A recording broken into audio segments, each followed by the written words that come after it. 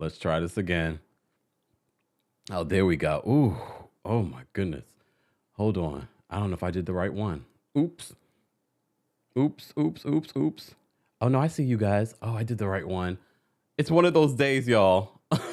It's one of those days. Can everyone hear me? Can everyone see me on YouTube? I think I went into the wrong live and then I don't know what happened. I don't know what happened. I'll fix it later. I will fix it later. Woo, ciao. Guys, don't forget to like this video. Don't forget to let me know where you're watching from. Welcome to the channel. I'm your boy, the Kempire. We are live on YouTube. We're live on Facebook. We're live on Twitch, Twitter. We are live on, where else are we live on? Oh, TikTok. Hey, TikTok, what's going on? All right. All right. I don't know what happened just now. Technology, when you are the producer, you are the host, you are the engineer, you're the sound guy. I don't know what just happened. I thought I was live, but it is what it is. It is what it is. If you understand live shows, then you understand sometimes things happen. You understand things happen. And you know, for our Tuesday takeover, it's where we cover pop culture news, we cover reality TV, we cover reality TV news. And you probably saw that I changed the thumbnail because then I'm like, oh no, we need to talk about this. We need to talk about that. We need to talk about this. We need to talk about that. So there's a few things that we need to talk about. But before we do that, let me know where you're watching from. Don't forget to like the video. We will be taking callers a little bit later on, but we have a lot to cover. We have a lot to cover. And shout out to our King Scars. We will be posting the timestamps after the live. So for those that just want to go to a specific story, you'll be able to do that. But I think it's a good show from beginning to end. Just saying. I mean, if I do say so myself. All right, let's get into a countdown. Baby, baby, won't you listen to me? I got that flavor. I know you're dying to feed. I ain't no dancer, just got some hip in my feet. Now throw your hands up. Ooh, you bring the lighter. I got the fuse. You make a fire. I'll add the fuel. Follow my lead, just watch the shoes. Gotta turn the heat up to get this cool.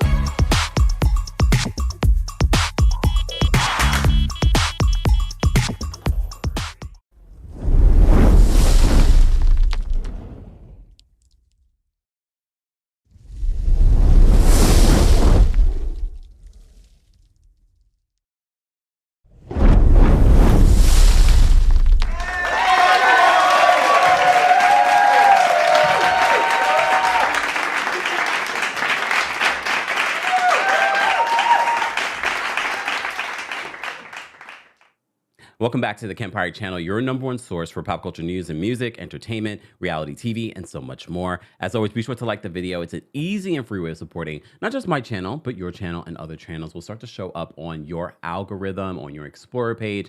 So like the video. And this is our Tuesday takeover where we cover a variety of reality TV news, and pop culture news. There's been a lot. There's been a lot. I always get ready for Tuesday takeover and I'm like, last time I'm like, I don't feel like there's anything to talk about besides some reality TV. I have gotten into 90 Day Fiancé, Love in Paradise. What a mess. What a mess. We'll talk briefly about that. We also have to talk about the final part of 90 Day Fiancé The Other Way, the tell-all finale.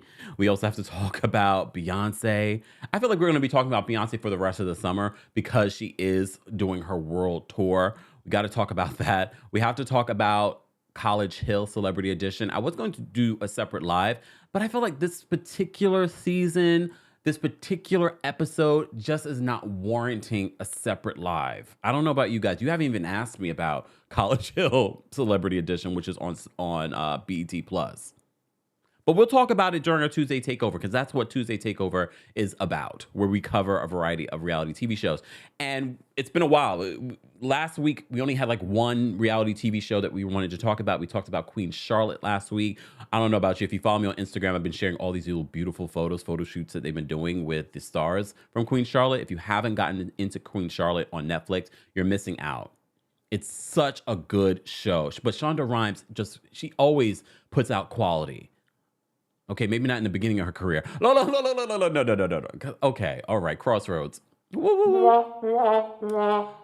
everybody, look, if I read some of my old poetry from back in the day or some old songs that I wrote, they weren't that great. Okay? But no, shout out to Shonda Rhimes. Queen Charlotte is brilliant. And of course, she's had so many other brilliant TV series and movies that we love. You know what I really want to rewatch? Inventing Anna. You know that series that they did for Netflix, that Shonda did for Netflix? It was a limited series. We're not going to get a part 2 unless this lady starts acting up. You know, she's out of prison now. But Inventing Anna was brilliant. I could watch that again. But that's my problem. I end up watching shows over and over again when I need to watch some new stuff. A lot of you have been telling me about the other Netflix show, The Ultimatum, Queer Love. I briefly started watching episode 1, but I haven't dug deep into it. But I will, because I'm interested. You know, we don't really get, the LGBTQ plus community doesn't get a lot of reality TV that centers around us. So I'm interested. I can't wait till they do the male version, Queer Love. That's gonna be a mess, y'all. That's gonna be a mess, and I'm gonna be all about it. You know the other show that I want to get into that I haven't gotten into? Brat Loves Judy. I've been seeing the clips. You know, Brat is pregnant right now. I've been seeing the clips, and I'm just sort of like, I kind of want to get into this. Because some of you have told me, like, oh, you should watch, you should recap. Like, I just can't keep up with all the shows. I don't have that kind of time. And sometimes I just want to watch TV to watch TV. Boxer Girl says that The Ultimatum Queer Love is really good. Hold on, look and see. You see what happened over here? Like, my things are not the way I need them to be. There we go. All right, we're going to get into this, guys. We already have almost 800 people here for our Tuesday takeover. If this is your first time, it's where we cover a variety of pop culture news and reality TV news as well. Be sure to like the video if you haven't. It's a beautiful day here in New York City. Yesterday was even more beautiful. It was Memorial Day. I hope you all had a fantastic Memorial Day holiday weekend. All right, so let me just open up my notes. Where do I want to start? You know, we always start our Tuesday takeover with some good news. All right. So, you know, we haven't been live since the passing of Tina Turner. And I did do a separate podcast celebrating Tina Turner's life. So if you missed that on Kempire Radio, be sure to check that out. It's a very brief, it's a Kempire note is what I'm calling it, where it's just a very brief podcast exclusive where I talk about a random thing. And I did talk about Tina Turner, but we haven't been live since Tina Turner, or at least for our Tuesday takeover, to talk about Tina Turner. You know, Tina Turner passed, according to multiple sources, including one of her dear friends, Oprah Winfrey. Tina, in her last few years, she had really been very ill, and she had been suffering with a few different ailments. And both Oprah and Gayle talked about that recently when they were celebrating Tina's life. So I just wanted to say rest in peace to Tina Turner. And you know what I always say, when someone passes, it's a reminder to the living to live more fully. So that's why I'm putting this in the good news era or the section of our show. Because if anything, I think a lot of people were inspired by Tina Turner's life and her resilience. Okay. So I feel like Tina really created an amazing life for herself, despite all the challenges that she has experienced over the years, even the recent challenges with her health. And I've said this before, and I'll say it again. Fame, money, love, all of that is great. All of that is great. But if you do not have your health to enjoy those things, what really do you have? So if you've been waiting to make that appointment, make that appointment. If you've been meaning to make the appointment for your physical, your yearly physical, make that appointment. Reminder to self, I need to do that too. But I'm on time. I just had my physical this time last year, but it's time for me to go back. Take care of yourself, y'all. I did a Peloton this morning. I was sweating. I was prepping for the show, and I'm on the Peloton. I'm like, come on. That don't even sound right. So rest in peace to Tina Turner. I've been listening to Tina Turner music all week. And the streams for Tina Turner's music have been, they like quadrupled while, when the news broke that she had passed away. So rest in peace to Tina Turner. But since we're talking about quadrupling, let's talk about The Little Mermaid. We talked about this last week, but The Little Mermaid is finally out.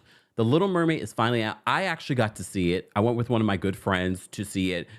My good friend took me to go see it, I should say. Thank you, Silent.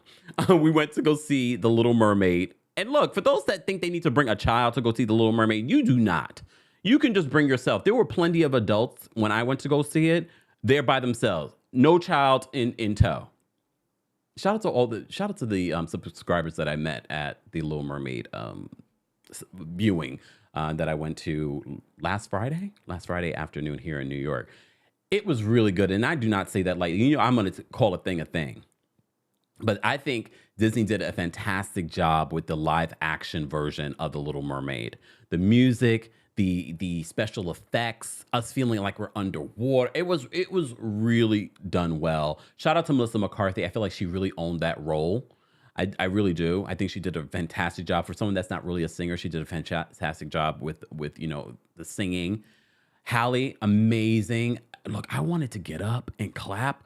Look, maybe I went to the wrong theater.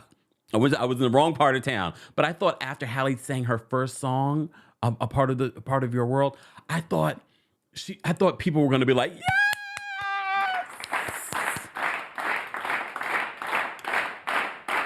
Well, I'm glad I didn't start clapping because I really wanted to get up and be like, yes, like a black mama. But no one did. So I said, okay, I'll stay seated. Because there were a few moments that made me want to get up and just clap. Sebastian, you know, I've always felt like Sebastian was the star of the movie, you know, more than even Ariel. But, you know, look, they did that thing. Toronto guy reminds us that it has already made $200 million worldwide. Did you guys see the story about the actor from Aladdin, the live action version of Aladdin with Will Smith, and the actor that played Aladdin? Well, he was shading the Little Mermaid, saying that, you know, we did $1 billion and watch, they don't even, you know, hit the marks that we hit and they'll get a sequel. Well, you know, to be honest with you, when I watched at the end of The Little Mermaid, I'm not going to spoil anything for you guys. I was like, I could see a sequel. Where is he now? Didn't he delete the tweet and delete his Twitter? I'm like, why did you come out the back? Look, his career has not been the same since after Aladdin. He's been very open about that. But why? There's been so much hate. There's been so many people that have been trying to hate on this movie even before it even came out. There are people trying to post terrible reviews of this movie. Look, if I didn't like this movie, guys, I would tell you. If I thought it was trash, if I thought it was poorly done, I would tell you. Okay? But no, I think they did a great job. I think they did a really great job, from the special effects to the music to the acting. Everyone did a great job, and I could see a sequel. Sidebar. Ariel's sisters in this movie? I mean, they all were beautiful, but let's talk about, what was her name in the movie? Oh, you guys will remind me. It was like Tanisha? Was it Tanisha? I can't remember. But when she came down in all of her beautiful hair, I was like, oh, shoot. Move over, Ariel. No. No. They could literally do a sequel, and I would be here for it. And maybe it's not surrounded around Ariel.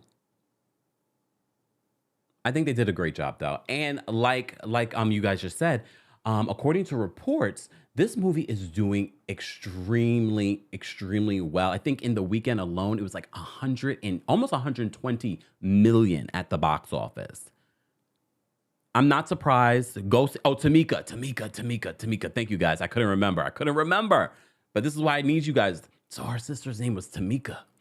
And Tamika, gorgeous. Wait, let me see if I can find a photo. I just feel like it's worth you guys seeing a photo. Hold on. Let me see if I can find a photo. You know, I always try to prep. There's so much prepping to do for Tuesday Takeover. Tamika, the Little Mermaid.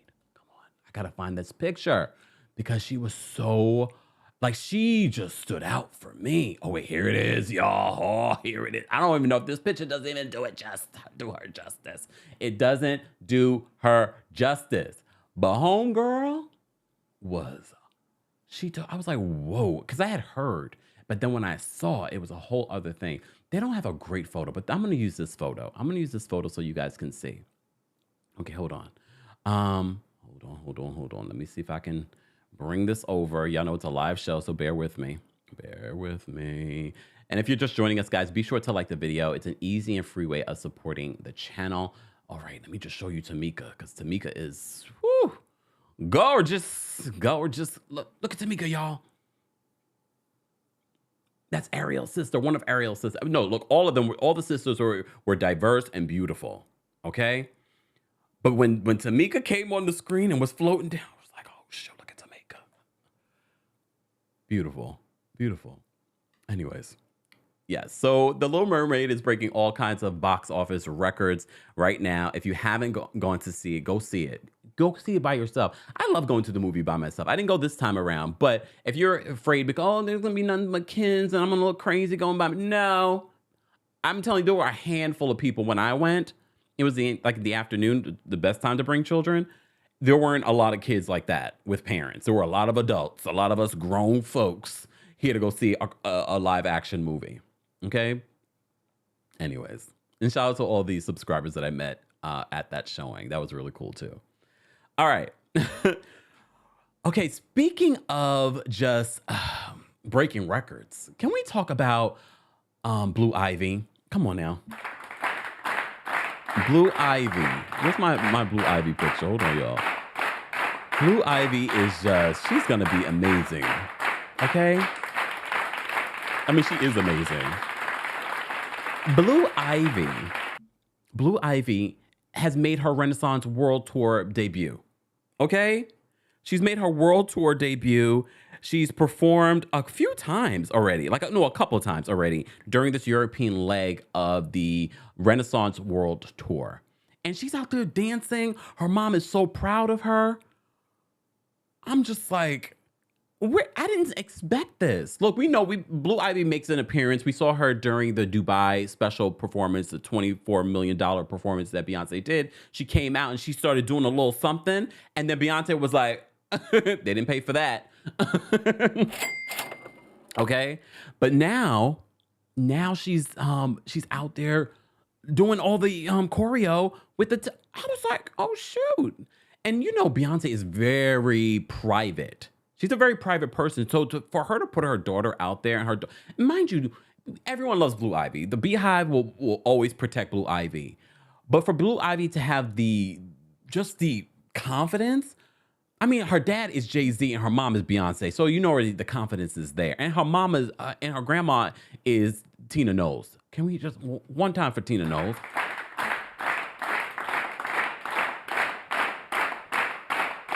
Tina Knowles. Tina Knowles looks great. I don't know if it's because she got rid of that baggage with Matthew Knowles. But she looks great. She looks great. All right. I mean, some great work too. Come on. There's nothing wrong with that. There's nothing wrong with that. There's no shade, especially if it's good work. Come on. It looks good. Shout out to Tina Knowles. All right. But shout out to Blue Ivy. Blue Ivy was killing that choreo. And in front of how many people? Honestly, I'm mad that I didn't get to see Beyonce in concert. I mean, I can still probably get tickets, but I kind of would love to have gone to like the Paris show because the Paris show was lit. Everyone was there. Megan Thee Stallion was there. Jay-Z was there. Blue Ivy was performing.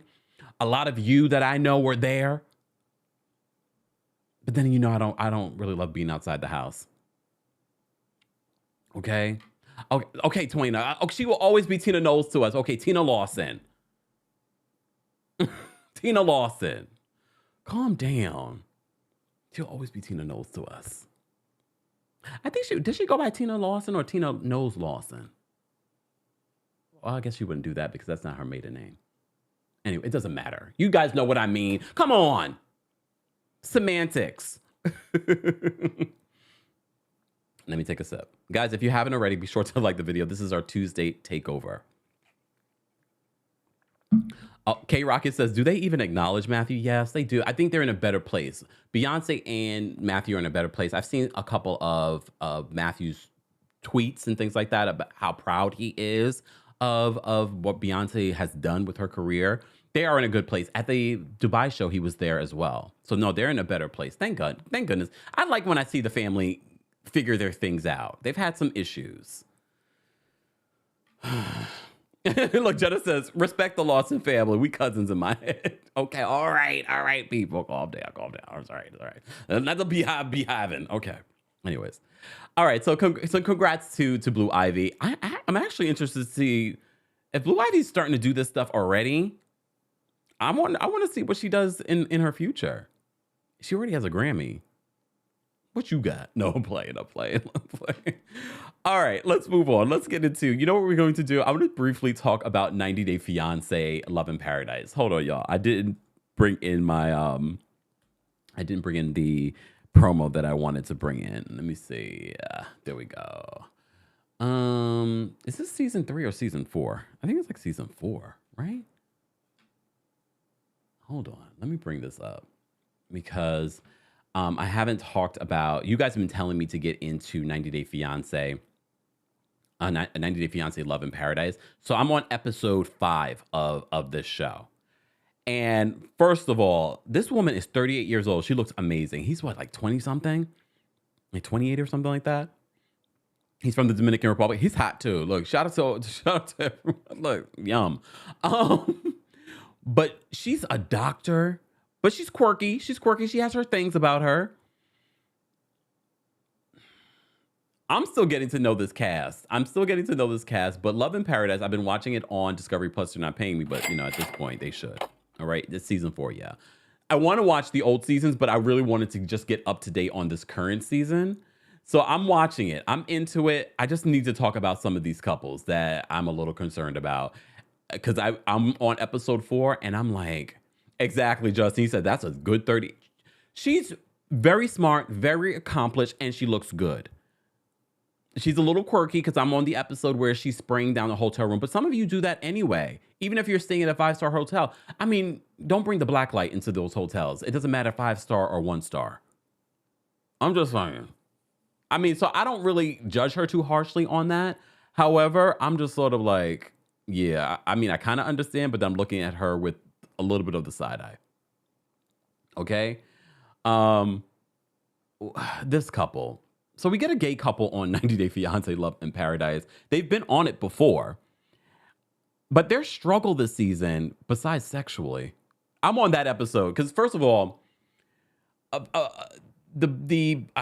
I'm still learning their names. So please understand. So the black guy is upset with his fiancée. So they're engaged. He's upset with the fiancée because the fiancée wants to invite one of his good friends, a female friend, who he was attracted to, but she turned him down. So he wants to invite this friend to the wedding. And the black guy's like, no, I'm not down for that. I don't like that. We could talk about that next week. What I want to talk about, though, is this particular episode in episode 4. Are they having sexual issues? They were talking. Oh, is that what it was? 2 tops? Because they are having an issue. They were talking about using toys and stuff like that. Oh, thank you, LaMonica. LaMonica says, I'm tired of Johan and Valentin. Don't know how they got here. Black Girl Review says, not too. I mean, that's a serious conversation to have, especially for gay men. Unless you are versed. Look, is this Kempire After Dark? I got to do a Kempire After Dark. I think I'm going to do one tonight. Because we got to talk about RHOA eating booties, and we got to talk about the 2 tops. I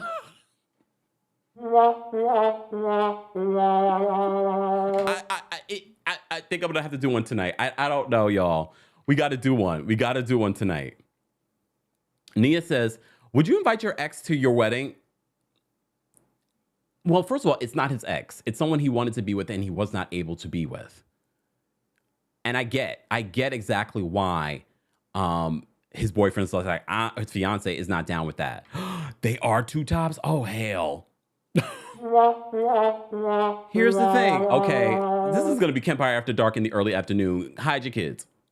Or close your kids' ears for a second. I'm not going to get too graphic. Here's the thing, though. In gay relationships, this is an important conversation to have unless you're versed. However, I have seen, I'm not talking from personal experience. But I have seen two tops be in a relationship and they just have an open relationship where they get their other sides out with some other people. Amber says, and Valentin is polyamorous.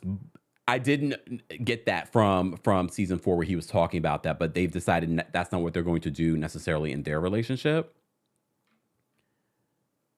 What are we talking about on this Tuesday afternoon? Well, look, you're grown. I'm grown. I don't know if I could do it though. But like I said, I've seen gay guys in similar situations. Look, come on, look, hold on. LaMonica says, no one wants the bottom because they don't want to do it more than once. Well, it sounds like that's a major issue, and they should have not gotten engaged. They should have not gotten engaged. Sweet Tea said, this is getting good. Come on. Guys, you're just joining us. We're talking about 90 Day Fiancé Love in Paradise. I'm in the middle. I'm not fully up to date. I'm in the middle of I'm on episode 5. While I was on the Peloton, I was watching episode 4, and then I saw them talking about their possible sexual issues. First of all, even the sex aside, I feel like they argue a lot. However, I just don't think they get along. I just don't see this relationship working out besides all of the other issues. Anyone else? That's just the vibe that I'm getting. That's just the vibe that exactly. Black Girl Review says they just don't mesh. I think I think it might also be a fame thing. Come on. Let's talk about Valentin. Valentine? Valentine has a show. I watched it in this episode, this season. So I'm always wary of some of these people that are doing reality TV, especially when they start promoting, oh, I want to be a, media personality, or I want to be a TV star. And I'm like, so yes, maybe this was a real relationship, but maybe they're continuing this relationship so they can be on the show. All right. The other person I want to talk about that I don't feel is authentic. Let me see if here it is. I got a picture. Hold on. Let me bring it up. Because I need to talk about Nicole's mom. Oh, Dana says, Kempire, I am no longer falling asleep at work. Thank you. Because we're talking about two tops. Oh. Oh, wait. Eugemia? I apologize for mispronouncing your name. They say yes, and they getting married, but neither will go bottom, and did agree on one time, but not sure which one yet. Then Valentine is planning on threesomes. That way they will be fulfilled. Like I said, I've seen couples do this, and they seem to have healthy relationships. They did break up, I heard. They've broken up a lot of times. Bridget says, I swear they broke up in the previous season. They've broken up a lot of times, okay? They really have. But I can already tell you that this relationship, I don't see it lasting. I do not see this relationship lasting. Okay. Speaking of relationships that are not lasting, okay. Let's talk about this. You already know this is Pedro's mom. Pedro's mom, from the family Chantel. Pedro's mom is dating this guy who normally dates 20 and 30-year-olds. Mind you, he's 51. Pedro's mom, Lydia, she's 56? I don't believe this relationship. Who believes this relationship? I do not believe. I believe a producer concocted this. They've been accused of doing this before, though. They have been accused, 90 Day Fiancé, of concocting relationships. We've talked about this before, where they hire actors to be on the show. I believe that this is an actual concocted story. I don't believe that Lydia and this man are really in a relationship. She doesn't even speak English. Nicole's questions, now I'm on episode 4. Nicole asked him all these questions about how he gave $17,000 to another Colombian woman that he was dating, but he hasn't given her mom $1. He goes upstairs to go bring down a purse that his mom picked out for Lydia. Really? Really? The questions that Nicole was asking Sidebar: did Nicole put her braces back in? That's such a tell. Like, when was this? Like, did she put her braces back in? Because in her confessional, she's got her braces. In the live show, she doesn't have her braces. I don't know. I'm a little thrown. But they're messy. They just want to be on television. I don't believe this relationship at all. And someone just gave me a spoiler that they've broken up. I mean, of course they've broken up. Here's the thing. Have you ever dated someone where you couldn't communicate? Look, we've seen this before. If you watch 90 Day Fiancé, you've seen people have these sorts of relationships where the person doesn't speak English. I don't know if I could do it. I don't know if I could do it long term, especially if that person doesn't speak any English. But that's the same situation that the doctor is in. The doctor is also having a similar situation like that. This doctor, hold on. Let me see if I can bring this in. Oh, hold on. Look, live show, y'all.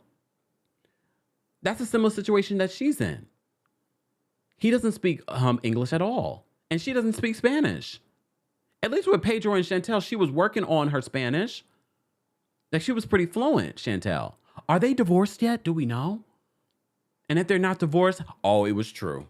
It was just a plot for that season. LaMonica, sorry. She just spit my coffee everywhere. Braces back on. It was weird. It threw me off. Scherster says, when I tell you I was lost over Nicole's teeth. I'm lost over this whole storyline, this fake storyline. I don't know. Okay, but then we have this other lady that met. Look, you guys, I'm just getting into the names. But you can see them in the corner here. She has a baby on the way. Well, at this point, she's given birth to the baby. They met on a cruise. He works for a cruise. He's a bartender on a cruise. Apparently, he may have cheated. He says that he was inappropriate. However, he denies sleeping with this woman. I believe he slept with the woman. Do not tell me if it comes out later. I'm sure it will come out later. However, they're serious. She has 2 kids already. Now she's pregnant with his baby. I saw it on Instagram. She's already given birth. But he works on a cruise. So he's meeting and people are flirting with him. Being a bartender, you're already sort of like flirting. Like, I want this to work out for her, but he seems like a nice guy. But then when they came out with that part where he apparently cheated on her, I think he cheated. But sidebar, like, when I was on a cruise, I made friends with some of the people that worked on the cruise. If you have a relationship with someone that's a person attending the cruise, you have to get permission from like your HR department in order to be in their rooms and things like that. I mean, you can sneak, but I saw photos of him in her room on her balcony and things like that. So I was thinking, did they get permission? Is he sleeping with everybody that's on the cruise? I don't know. Would you be able to date someone that works on a cruise? Because also think about this. It's not just the guests. They're living in close quarters with other people that work on the cruise that haven't seen their booze in a long time. And what happens on a cruise stays on a cruise. Lies! The lie! What happens on a cruise stays on a cruise. Black Girl Review says, how do you cheat in a fake relationship? Which one's fake? Which one's fake? Okay. All right. Ooh, Robin says the doctor isn't doing a good job of hiding her superiority complex. Ooh. I'm not surprised by that, though. I'm not surprised by that. And honestly, when I see a black doctor, I kind of want them to be superior. Can I be honest with you? Like, to become a doctor, you know the amount of work, time, and effort and money that's spent to become a doctor? Like, part of me is like, yeah, talk your talk. Talk your talk. I didn't do it. You did. Just saying. Anyways. Ooh, the end says, not if I met them on a cruise. She met him on a cruise and got pregnant by the man. I hope it works out for her. Exactly, Deborah. I didn't want to say it, but you said it. Deborah says cruise employees sleep with each other constantly. It's very incestuous. I don't think I could do it. I couldn't do it. Not the way that my anxiety and my jealousy is set up. Okay. Guys, if you're just joining us, this is Tuesday Takeover. We were just talking about 90 Day Fiancé Love in Paradise. Once I get more into it, we'll talk about it again next week. But you've been asking me to get into it. I want to watch season 1, 2, and 3. But right now I'm watching season 4 and it's a mess. And I'm engaged. I'm engaged. Like some of them are. All right. Oh, K-Rocket, they do have stories. K-Rocket says, I bet cruise employees have some stories. Lord. Look, can you imagine between them sleeping with each other? Oh, this is, Below Deck is great, but I've been saying this ever since I've been talking about Below Deck. We need a cruise version of Below Deck. I know it would be hard to maneuver on a huge ship, but we need a cruise version of Below Deck. Between the employees sleeping with each other, the employees sleeping with guests. Oh, so good. Looks so good. All right. Let's move on. Before we get into 90 Day Fiancé, The Other Way Tell All Part 3, I'm going to skip around. I'm going to move on to the College Hill Celebrity Edition, just because it wasn't a great week. Here's the thing. It's not a bad week. I love Tiffany Pollard. I hope and pray that they do they bring her on Celebrity Big Brother. She was on Celebrity Big Brother in the UK, but I want to see her do the US version. She's just such great TV. She's funny. She's unfiltered. She's scripted sometimes, which I don't mind from her. You know what I do mind? Ray J. Everybody does not love Ray J. Ray J is so inauthentic. Even when they have that assignment where they're supposed to take their masks off, his didn't click for me because I feel like you're still fronting. You're still not. You're putting up this front. Will the real Ray J stand up? I don't know who the real Ray J is. When they did that mask thing, I was like, everyone else's story. Quay talking about his anxiety and how he uses his character to sort of like be like this camouflage, this protector. Tiffany Pollard talking about, the New York personality versus who she really is. I thought that those were deep. Amber talking about, how she dated Kanye West and what that created and how people slut shamed her and things. Like those were hitting for me. Jocelyn has slowly pushed. Jocelyn, please get some therapy. And I'm not saying that as shade or no. I feel like Jocelyn there's a sweet side to Jocelyn. But there's such a hard shell over it because of the way she grew up. She talks about her dad and how her dad died and how her mom told her dad died. And all the things that she's been through.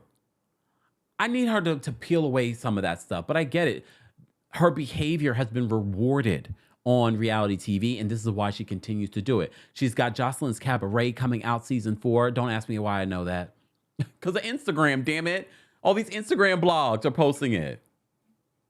That's the only way I know. I never watched the show. But she's rewarded for this behavior. So she's not healing. I do believe that there's a sweet side to her. These people are still missing class. Ray J, all of a sudden now he's like, oh, I'm going to get it together. Even though I was missing class, I'm going to get it together.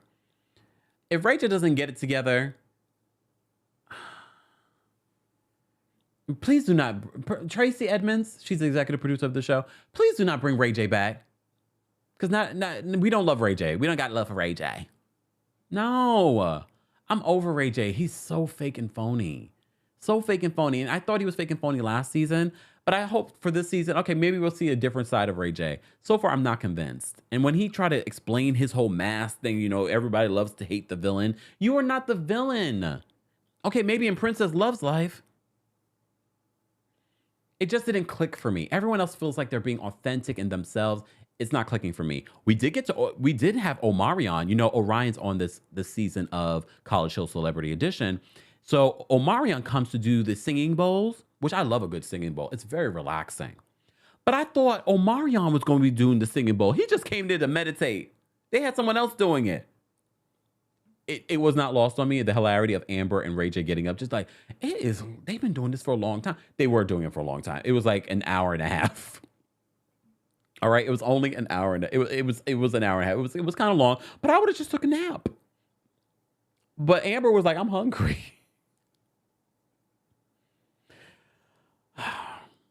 So they have a few different midterms coming up. Anyone else watching College Hill Celebrity Edition? even though you're not in college, or maybe you are in college, it's a little triggering. It's like, oh damn, midterms are coming up. Like, I'm overwhelmed for all of them. Their advisor came to the house because Tiffany, Jocelyn, and Ray J missed class because they were partying the night before. So she shows up, but she still didn't get to connect with Jocelyn because Jocelyn wasn't answering her door. And Jocelyn was like, I didn't know we were going to have homework. And I'm like, what? You're in school. You're in school. A sidebar. Omarion and Orion, that's a good-looking family. That's a good-looking family. But honestly, I prefer Orion. You know why I prefer Orion? I mean, I think Orion looks better, to be honest. But his energy. Amber even said that to Omarion when Omarion comes. We love him. He's so zen. There's such a zen thing to him. I like him. Because at the end of the day, looks are one thing. However, at the end of the day, personality is what's going to be the cherry on top, right? Shout out to anyone graduating, because I forgot, it's like literally graduation season right now. So shout out to anyone that just graduated or is graduating in these next couple of weeks. Shout out to all the graduates. I know you are so happy and relieved to be done, right? Come on, shout out to all the graduates. We'll see who graduates on College Hill, Celebrity Edition.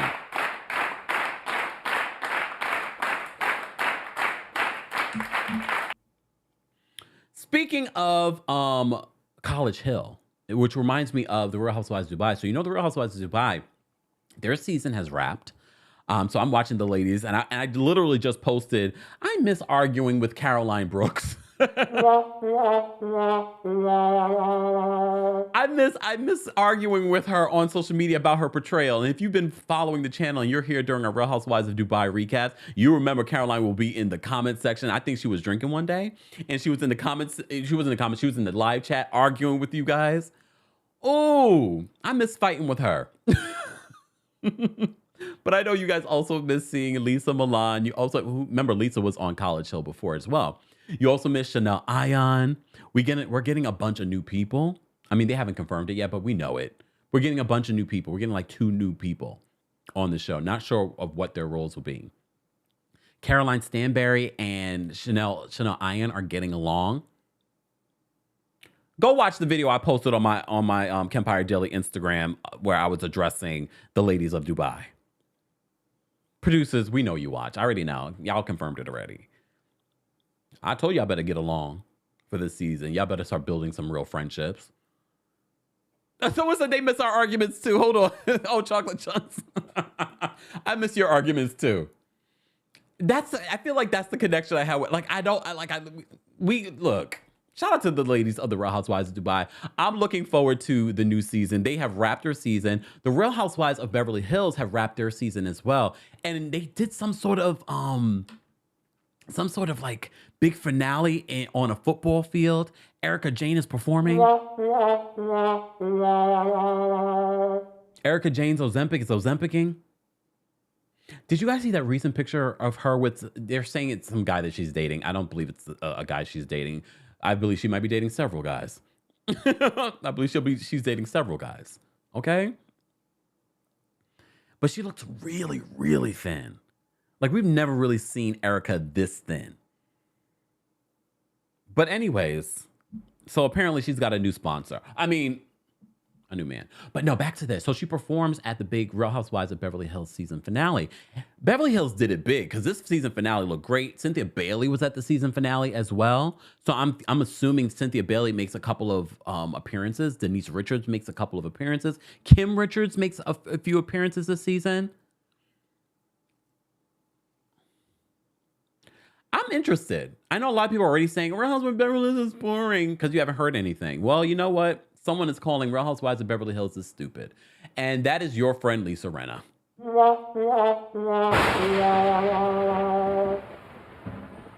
Let's talk about Lisa Rinna. So Lisa Rinna, Page 6 is reporting this. Hold on, let me bring this up.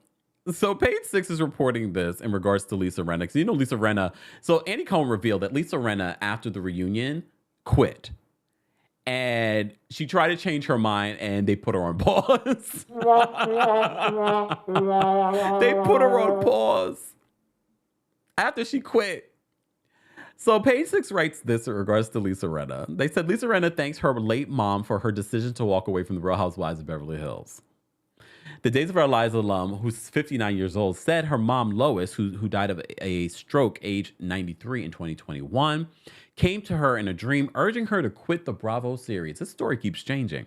She says, she came to me in this story with ES Magazine. She says, it's so wild. Look, it's so wild. Because half the world will believe this, half the world will say, that's so weird. I was sleeping and I heard her say to me, it's time for you to go. She says, I told a psychic and she said, oh yeah, she comes to me and told me that. She wants you to be happy and follow your dream. This is what the psychic's telling her. But she says, it's time for you to go. I've never told anybody that except for the psychic. I'm guided by my mom for sure. Rinna admitted that it wasn't an easy decision because who wants to leave a job, but felt it was time because she was becoming increasingly concerned by fan responses, which I believe a little bit. I believe that a little bit. She says, I think the world itself has gotten so volatile that the response doesn't match what we're doing. She says, I didn't want to live like that. I don't think that's healthy. The way the fan base reacts to the show now is not how it was when I first started.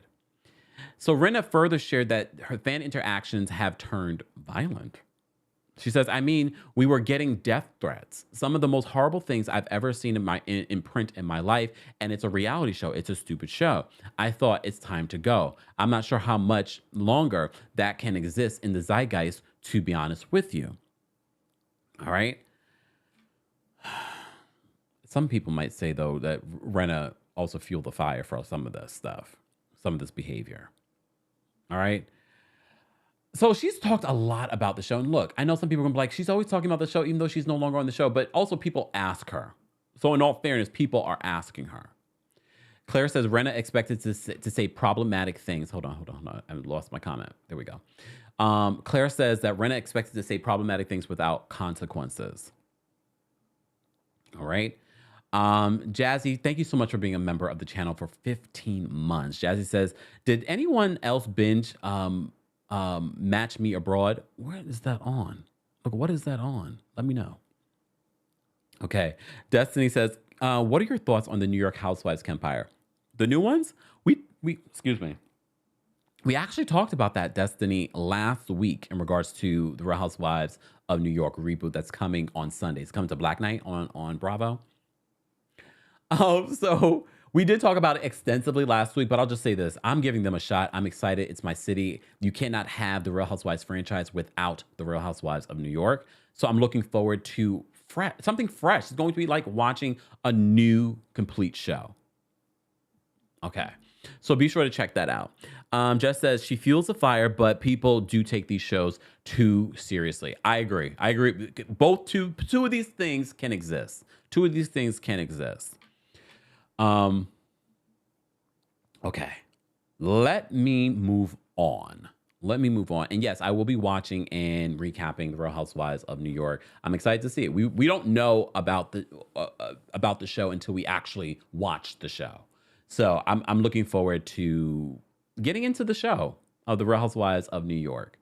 I mean, I know we talked a little bit about it last week, but they're going all out for the promo. We haven't really seen Andy Cohen in a Housewives promo in a long time. I don't even know if he's ever done it. I'm sure he has, but it's been a long time since we've seen Andy Cohen go all out and be an actual promo for a Real Housewives show.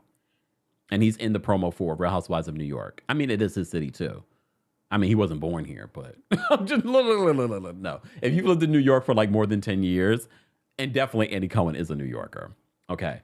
El Sinkinson says, when does Roni start? July 16th? Is that a Sunday? July 16th. Okay. I think it's July 16th, right? Look, I can't remember now. Yeah, I think it's July 16th. You guys will confirm in the chat. I can't remember everything. Look, all right. Moving on. Where do I want to go next? Oh, for those that think I hate on Teresa, because y'all know y'all do. Look. Congratulations to Teresa. I didn't forget about the ratings. So, tonight we will be watching the part one of the Real Housewives of New York.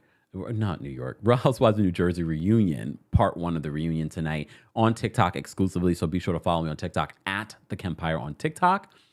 And that will probably be like around 9:30 p.m. Eastern. All right. So, but congratulations to Teresa, because her wedding special almost garnered 1 million live viewers the night it aired. And I mean, that's something to celebrate. But would you guys end up watching a Teresa spinoff where it's just Teresa, Louis, and a bunch of other people? Okay, sidebar. And I'll mention this again tomorrow when we recap Real Housewives of New Jersey reunion. So according to my sources, we were talking about how bad Margaret was at the wedding. Remember we were talking about that? Like, according to my sources, she was even worse.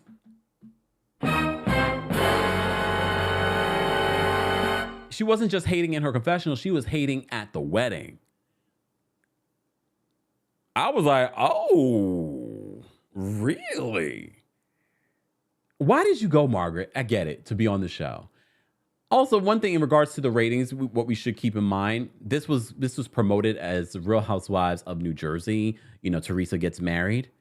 So a lot of you DVR'd it. A lot of you, you know what I mean? That also adds to why the ratings are as big as they are. If you did it as its own show, who knows? Who knows?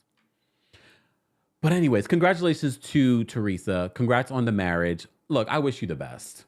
That's all I can say, right? Mama Tech says Margaret shouldn't have went. She shouldn't have, and we know why she did. She probably wanted an extra check, but it is what it is. Dree says, please cover the Bell Collective. I do on Sundays when we cover not Real Housewives, Love and Marriage Huntsville. So be sure to check out our last couple of recaps of the episodes. Thanks, Dree. So congratulations to Teresa and Louis. Look at Louis. He's just so happy to be a part of this whole situation. Right? Niecy says, why go? That's a lot of effort. And to be just hating. Again, I wouldn't have even invited Margaret, to be honest with you. But anyways. Because even if, look, and we've talked about this, I wouldn't have gone anyway. But even if I was invited to her wedding and I went, you think I would be like, oh my God, look at this, look at that. No, I'm going to be like, or I'm not going to go. Just saying. All right. Let me look at my notes. Let me make sure I've covered everything I want to cover. All right. We talked about that. All right. Kim Zolciak.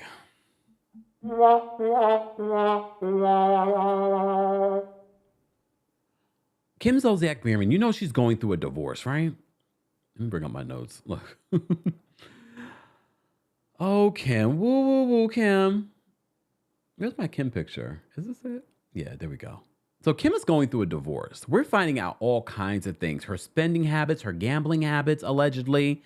We're finding out more about Croy and his, smoking the stuff, allegedly, the reefers. This divorce is becoming nasty. It's becoming very, very nasty. And now, according to reports, they're saying that Kim is begging for her job back on Bravo. She's had a couple of jobs on Bravo. She had the Real Housewives of Atlanta when we were first introduced to her. She's going to make an appearance this season on the new season as well. And she had her own show, Don't Be Tardy, which was on for 8 seasons. I don't know how. Lies, the lies. I don't know how that's even possible. But you guys watched it, I guess. Look, I guess. So according to Radar Online, they're saying that she's begging for her job back. So they write this. Ex-Real Housewives of Atlanta star Kim Zolciak has been pleading with Bravo executives to give her a job as she desperately needs to make money. All right? According to sources close to the situation, Kim knows how to make great reality TV and not much else. Which is why she's begging them to take her back. She needs the money. She needs a job. She's desperate. Okay? So Radar was the first to report that Kim and Kroy Biermann are in the middle of a bitter divorce war where they are both demanding primary custody of their kids and child support from the other.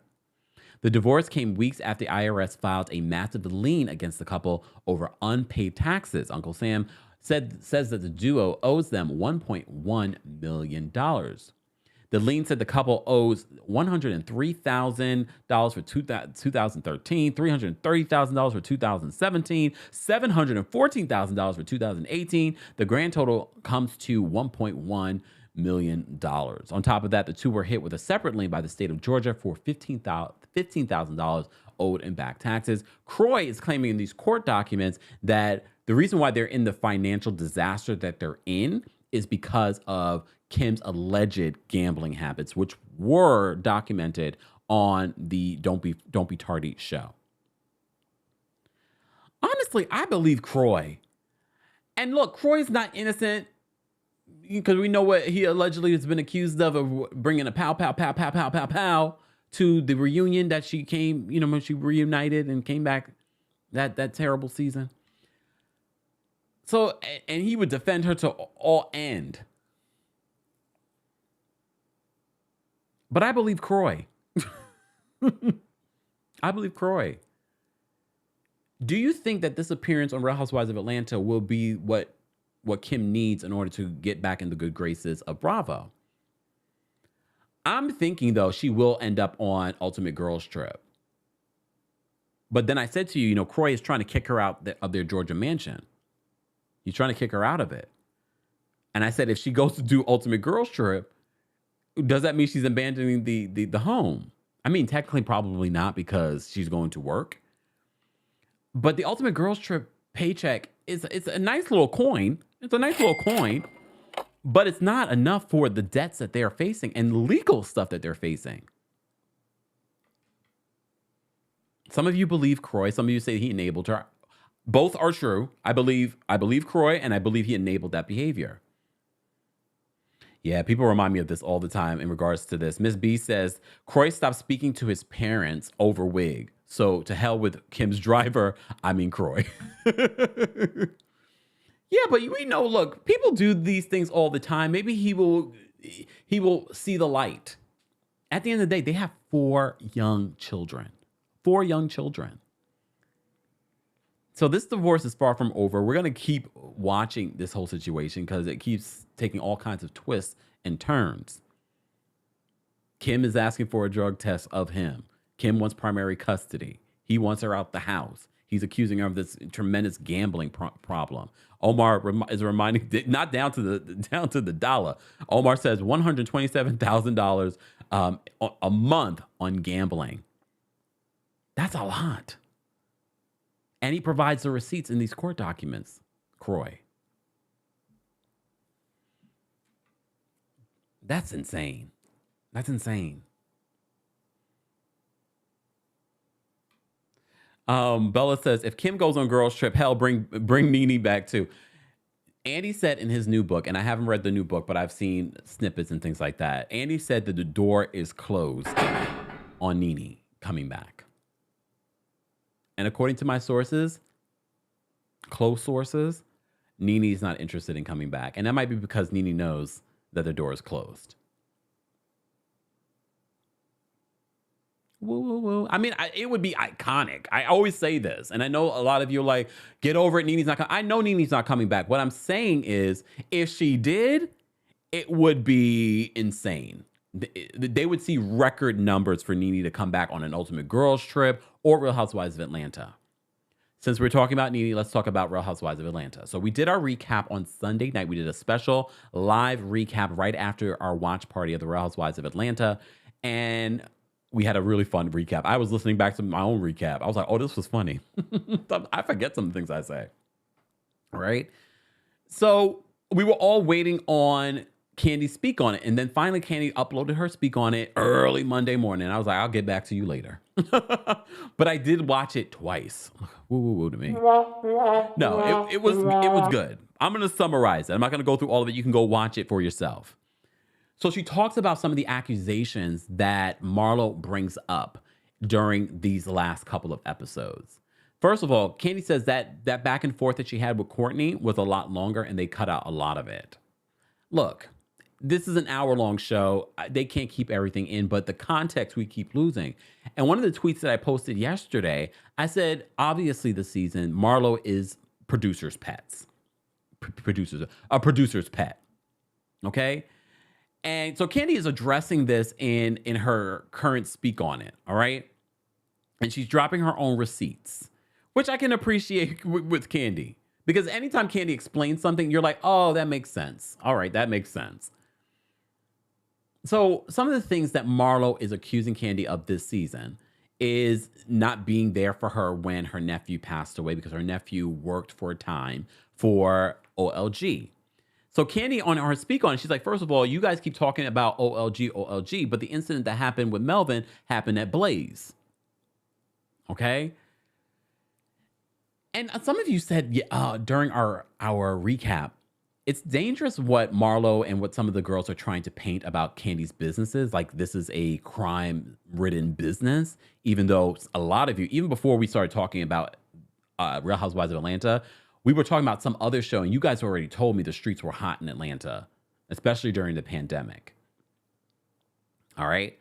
So Kandi addresses this in her speak on. So she talks about her interaction with Courtney and how Courtney is basically saying that she's hood, she's country, whatever. And she's like, I bring everybody out at an event, and you should be just happy that people showed up to whatever event that you're trying to promote. Courtney's running with that narrative. Whatever. Who cares about Courtney? Courtney wants to have a moment. Okay. Marlo. It's Marlo for me. Because even Marlo stands. Yes, there are Marlo stands, y'all. There are Marlo stands. But even the Marlo stands, they're like, Marlo, like, this is such a reach. Because we're talking about something that happened 2020. You are bringing this up now. You've interacted with Kandi multiple times. You've never expressed to Kandi that you were upset. Kandi says in her speak on it, first of all, Kandi drops the receipts in regards to the text messages as well. Let me see if I have them here. So she drops her own receipts in regards to the text messages. So you can see here where they talk about her nephew. So Kandi says she doesn't remember the nephew. This happened during the pandemic where she really wasn't going in to the restaurant. She says she has hundreds and hundreds of employees. So she really didn't know the nephew, especially because of the timing of how this all played out. But a lot of you Marlo stans, okay, not stans, but people that like Marlo, and I get it. And there have been a lot of you that, Marlo, give Marlo a peach, give Marlo a peach. I ain't never said give Marlo a peach. I think Marlo was good as a friend of. But even at this point, I said this last week, I'm going to say this again this week, Marlo has to go. I don't even want to see Marlo come back as a friend of. Because she's not bringing what we need for the show. And I'm actually dumbfounded by why the producers decided to bring back the people that they thought. I understand bringing back Sonia Richards-Ross. And here's the reason why I'm okay with bringing back Sonia. Because Andy has said multiple times he doesn't like giving a housewife one season, especially a new housewife. He's like, let's bring them back the second season. They find themselves. Some of you are saying that Sonia still has not. But I'm wondering what Sonia would be like without Sheree and Marlo. I'm really shocked that they brought back Marlo as a full-time housewife because it's very clear the producers are trying to create a storyline for Marlo that doesn't exist and doesn't have weight. And the fans are just sort of like, this. So you're going to, first of all, Kandi wasn't even on the episode. And you are reaching again this season to have Kandi as your focus about your nephew. And then the way that editing was this week in regards to like what Kenya was talking about, what Drew told her, and they made it seem as if Marlo wasn't aggressive and, over Drew at one point. They showed Marlo sitting down. And I was like, well, keep playing that moment because she does get up. And you even have someone that's in production try to almost grab Marlo because they thought that she was going to hit her. So Marlo, what is your storyline besides Kandi? You being a mumty? And look, I've seen all the housewives right now on Real Housewives of Atlanta going back and forth on social media. I don't even care. I don't care. Look, Marlo can have all the shady comebacks and she is good with the shade. especially on Twitter, if she's the one really writing them. However, I'm talking about the show. You're not bringing it when it comes to the show, Marlo. And I do not want to see you come back. I'm shocked that the producers even brought her back full time. Maybe it's the whole idea Andy wants a housewife to have at least 2 seasons to kind of prove themselves, but it's falling flat. It's falling flat. Marlo, you and Monyetta having issues. Look, Monyetta didn't bring it last season. I see that she's trying this season, but at least Monyetta is a housewife. At least she's a housewife. You know who I want to see made full time? She's not even a friend of the season. Akilah. Because Akilah's getting active on social media. I want to see more of Akilah. At least she's a housewife. Marlo, Sheree, not housewives. Not housewives. A lot of you want to see Shamari come back. Shamari didn't even get a second chance. But I always see a lot of you say you want to see Shamari come back. Maybe they need to give her a shot. I don't know if Shamari is even interested at this point. So Kandi addresses a few things. So she addresses the situation with the nephew, and she posts the text messages, and then she says Marlo went from telling her about her nephew, and Kandi, you know what, Kandi did not need to apologize, but she apologized to Marlo and the family if they felt a way that she didn't do enough or express enough emotion. Because she even admits sometimes I'm not, I'm a little cold. I'm using that word. I don't think she used that word. But I think that's a tourist thing. But anyways. But she even apologizes, even though she really didn't need to do that. Because when you drop the receipts, I don't think Marlo's family was upset with Kandi. Especially when you look at last season when Marlo's mom met Kandi. But Kandi does the upstanding thing and apologizes if they felt a way that she didn't do enough. Hold on, let me save this. Hold on, y'all. There we go. All right. So she addresses that, and she drops the receipts in regards to text message. Some of you have said that, again, Marlo is just using this as a storyline. Why didn't she bring this up over the years? Because this happened, in 2020 when her nephew was killed. So she drops her receipts, but she also talks about on the Speak On It. She talks about what's going on with Mama Joyce. So I wonder if we will see this play out more during the season in regards to Mama Joyce, because Candy's even said that she didn't talk to her mom I think they started talking again at the top of the year, and then Todd and Mama Joyce recently started talking again. Shersta says, Taurus toxic traits. I'm cold as hell. I don't think it's cold. I don't know if it's cold. See, Tauruses are not cold. My husband was a Taurus, and they are cold is not the right word. And that's not the word that Kandi used. I think our emotions are a little bit more guarded. So sometimes it comes across maybe cold to some people. And maybe sometimes it's not. Sometimes we don't know how to express, real, true, like how we're feeling in those types of moments. But I also don't believe that Marlo had this issue with Kandi, because now all of a sudden it's coming up this season and it didn't come up before. And Kandi has said multiple times, okay, Kandi also addresses Marlo saying that, oh, you never helped me to expunge my record. Kandi was so shady. She's like, well, she's got a lot of charges. Like, which one are we expunging? And Candy's like, I've never had to do that. I don't know. Ishi, thank you so much. That's probably a better way of explaining it. Ishi says, we are selective with our vulnerability. That might be the better way of explaining it. Oh my goodness. So she does it. It's a reach, Marlo.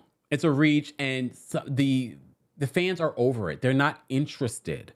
And I really feel like the producers, I don't know why you would take this chance with these fake storylines, the Sheree and Martell situation. Now this reach with Marlo and Kandi. We didn't like it last season. We're definitely not loving it this season if this is all that Marlo has. Marlo, what happened to the house that you were building? Your answer on Watch What Happens Live did not explain anything. It didn't explain anything. It explains to us it may have been just a storyline. And it seems like the producers are trying to aid and abet aid and abet Marlo's lack of a storyline.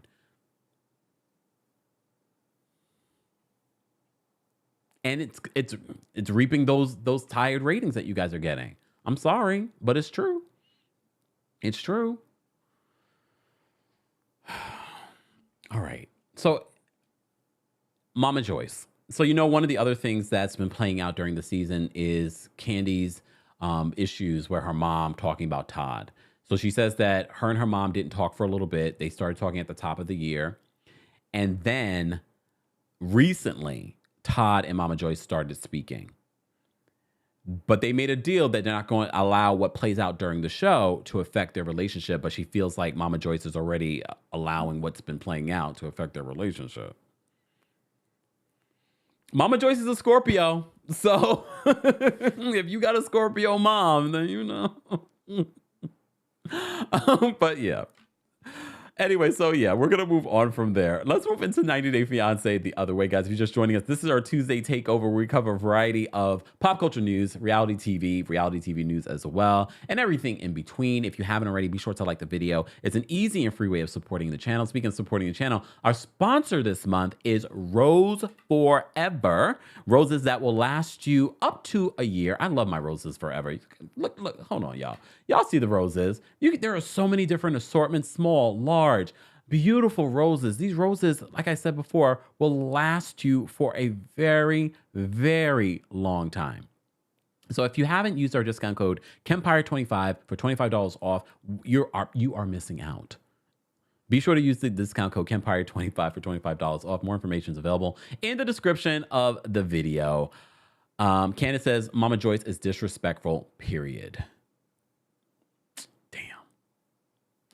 Niecy says Marlo is the new Portia protected by production. But here's the thing. At least with Portia, I feel like Portia brought something. Portia was more entertaining than Marlo. Marlo has not been a good housewife. And a questionable friend of. I don't want to see her come back next season. Not even as a friend of. And now that she's burned this bridge with Kandi, the only person that's tried to help her when she wasn't on the show, I wish her luck. You gonna rely on Sheree to help you get a bag? I wish you luck with that. We still do not know how Marlo makes her money. Do not tell me about La Archive. Don't tell me about that. That's new. And every time she tries to explain it, I'm like, the math is not mathing, Marlo. Let's get to the nitty gritty of what's really happening in your life. It's not making sense. The coins aren't adding up. And thank you so much for the super chat. And Dub says, do the producers have an issue with Kandi or Todd? Starting to wonder at this point. It is a little shady. But the producers always are sort of like, they will come at everyone. But it does feel like, production, you are reaching to give Marlo a storyline at the downfall of Kandi. I mean, connect the dots though. Look, connect the dots. I'm just going to say that. Connect the dots when you think about people that have issues with Kandi and who's the showrunner of both these shows. Just saying, wouldn't surprise me. But here's the thing. You don't have to argue when you have the truth. You don't have to argue when you have facts. Some other people do. Some people do. All right. Oh, Lily says we do not claim Mama Joyce is a Scorpio. Y'all need to. She's very Scorpio. She's very Scorpio. It's not the role would be. Look, I told you, I am the product of two.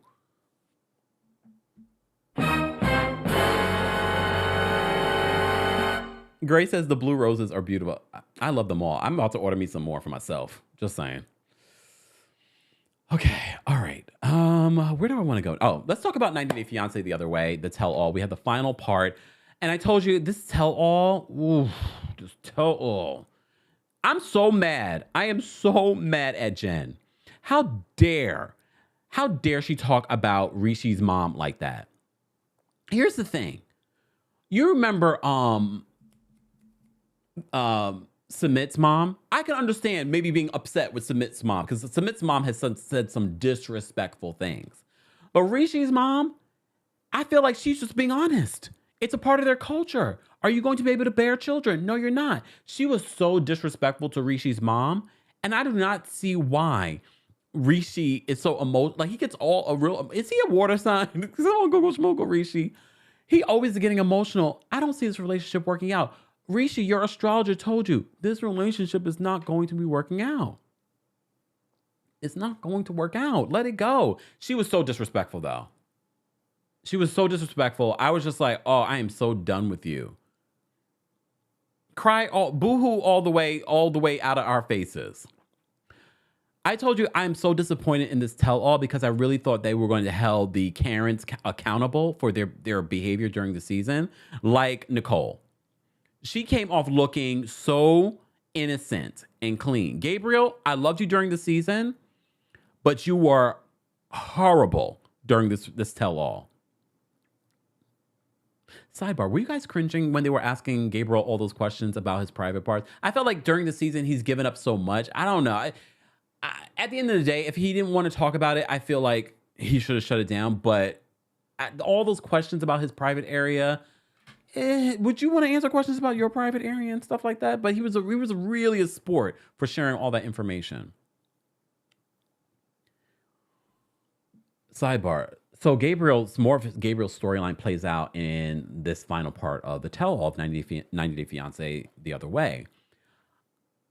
I'm Team Gabriel on this one. The sister was, I'm trying to understand where the sister was coming from. Why she didn't go to the wedding. Gabriel was like, if you did anything to me, I still would have went to your wedding. You were mad because Gabriel was like, you're the common denominator in why my relationships never work out? So you don't show up? And then you start boo-hooing like, I hate the fact that you think I'm that type of person. You are that type of person. You are that type of person.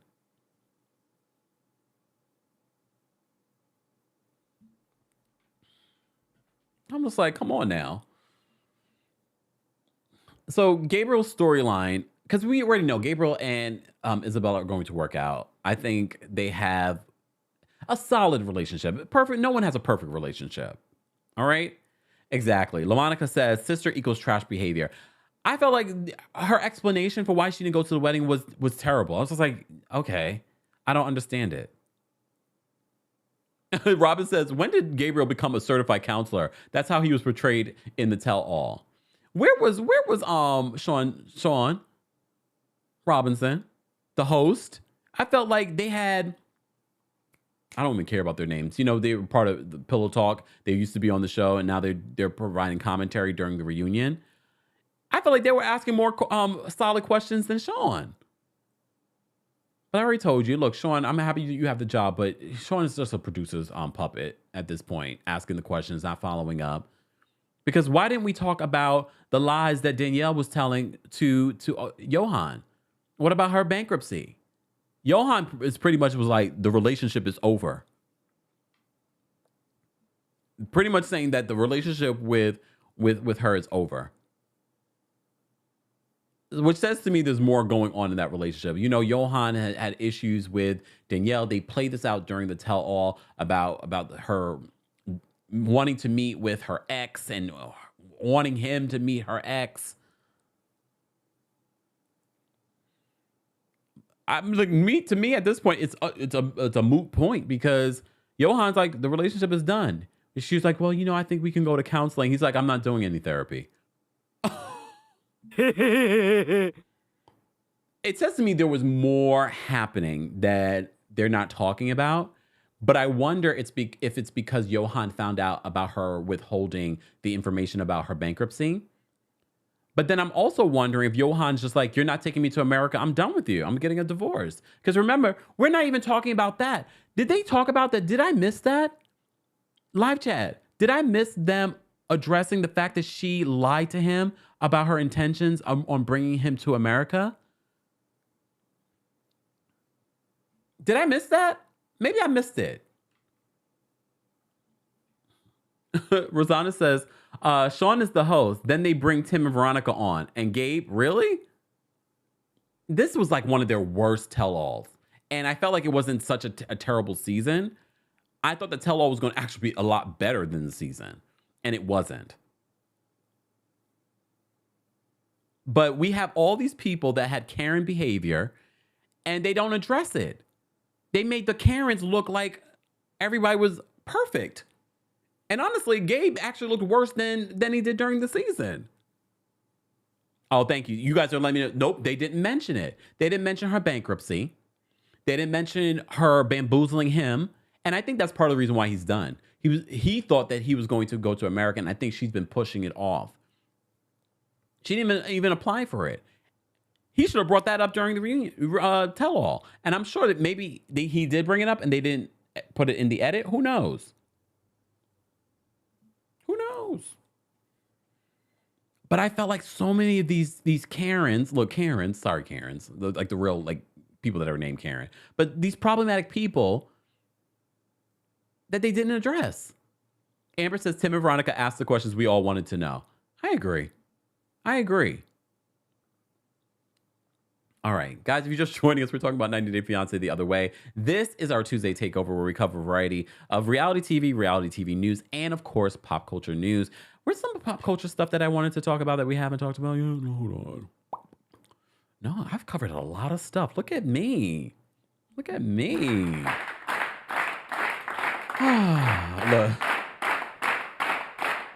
Guys, if you haven't already, be sure to like the video. We have almost 1,800 people watching on YouTube alone. Okay. We also have quite a few of you watching on TikTok, Twitch, Twitter, and Facebook. Thank you so much. Be sure to like us there if you haven't already. All right. Let me just make sure I'm covering everything I wanted to cover, though, y'all. Hold on. All right. Damn, I covered a lot. I'm not done with 90 Day Fiancé, the tell-all, because I still need to talk about Nicole.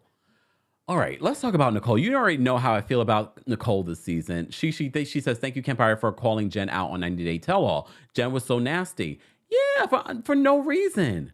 For no reason. You know that this man is not claiming you, but you're mad at his mom? No, you should be mad at him for not being a man and stepping up and defending you. But I don't feel like the mom was as nasty as she was trying to make her out to be. Aya, the creator, says, a Taurus born of 2 Scorpios, Kempire, use something else. For real. Let me say thank you. We had a couple of super chats. Rai, thank you so much for the super chat. She says, hi, Kempire, fellow Taurus, 5-5, happy belated birthday. I'm the mama of 3 at oh, yes, at the Little Mermaid on Friday. Thank you for opening the door for us and being so gracious. Pleasure to meet you. We're seeing the movie again soon. I was tempted to go see the movie again, too. Rai, it was nice meeting you. This was one of the people that I told you guys that I met at the Little Mermaid premiere. She was with her 3 little babies. And one of her babies knew who I was. She was like, yeah, I know you. Shout out to you. Thank you so much. And I think I'm going to go see it again, too. I think I'm going to go see it again. And God bless you. She had 3 kids with her. I was like, damn. Look, I could barely do with 1 kid. Kara, thank you so much for the super chat. Kara says the producer on RHOA is an understudy mentee of okay, now you just gonna say what I was thinking. Mentee of Carlos King. Do with that what you will. Thank you, Kara. Lily, thank you so much for the super chat. Lily says, and C, you turned out nicely, Kempire. Sidebar, October Scorpios are different from November Scorpios, just saying. My mom's an October Scorpio. My dad's a November Scorpio. Very different personalities. Very different personality. You're right. It makes a difference. Just saying. All right. All right. Shout out to our King's Guards. We could not do this without them. Be sure to thank them in the chat, guys, and say hello to them as well. All right. And shout out to all of you. Like, I was just out yesterday for Memorial Day shopping and I bought some stuff. I like shopping. Look, I do. And meeting you guys out in the wild is always really great. And it's catching up with you guys in regards to some of the things that I report on. So shout out to all of you. All right. She says that Sean Robinson is a horrible host. I hate to say that, but she's a journalist. She's a real journalist for the love of Portia. She says, sitting there, not looking dumb. Does she even watch the show? I mean, that's been the big question. I don't want to sit here and say that she was looking dumb. But a lot of people question, does she even watch the show? I think she does. Maybe. Look, maybe she doesn't. Sean's busy. But if you're going to host the show, you need to watch the show. But here's the thing. The producers also don't want the moderator challenging these people unless they want to challenge the people. And I felt like this tell all, we weren't able to get to the nitty gritty of everyone's storyline and all of their problematic behavior throughout the season. All right. Like Nicole came off looking like gold. Look, here's the thing with Mahmoud. Do I think he's perfect? Do I agree with his chauvinistic mentality? Do I agree with his ways? No, I don't. However, she knew what she was signing up for. This is part of their religion and their culture. Now she wants to say, well, I'm not Orthodox. Wait, when you joined the religion, I don't think you are Muslim at all. I felt she was very disrespectful. She felt like a Karen coming up in Egypt. She felt like she was trying to gentrify or colonize Egypt with her beliefs and ways. And I'm not saying, because we did meet a woman that lives in Egypt that is trying to change Egypt and trying to change some of the ways that women are treated in those particular countries. I'm all for that. But I'm not here for Karen to come on over to Egypt and try and change their culture and their religion. Their people can do that, not Karen.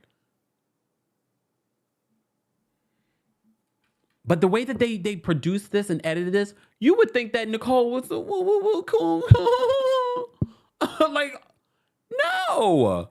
Mahmoud is not perfect. However, okay, Mahmoud and the uncle laughing, I don't know what that was about. They said that was their culture. I don't think so. Look, I don't think that was it.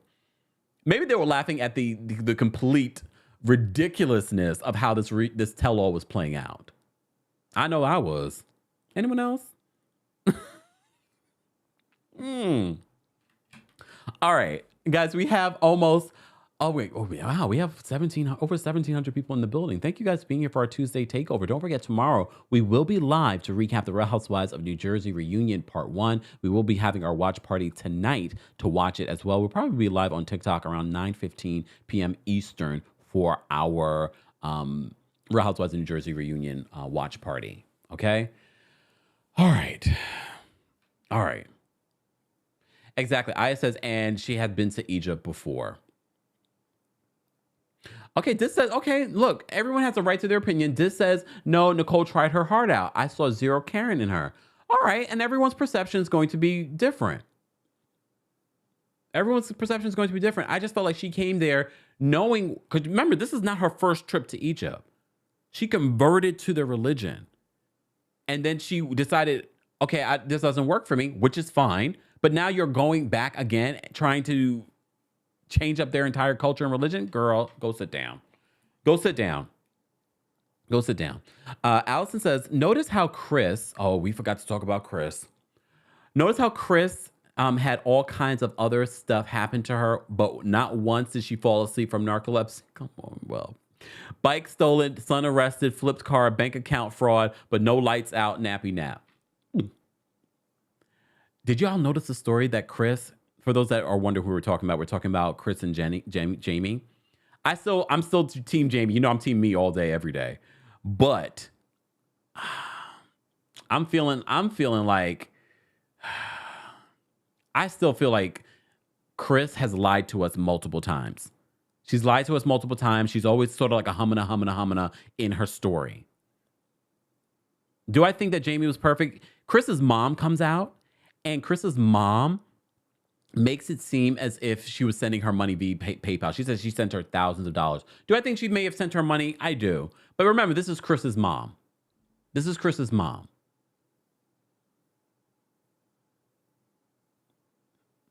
very easy to make Jamie look like, oh, she's trying to defraud Chris. Chris is suspect. Chris's behavior is suspect. But sidebar, Chris says, because the ex was communicating with Jamie. So she says she showed up at the ex's door, knocked down their bedroom door, and broke up their phone. I was like, oh, wait a minute.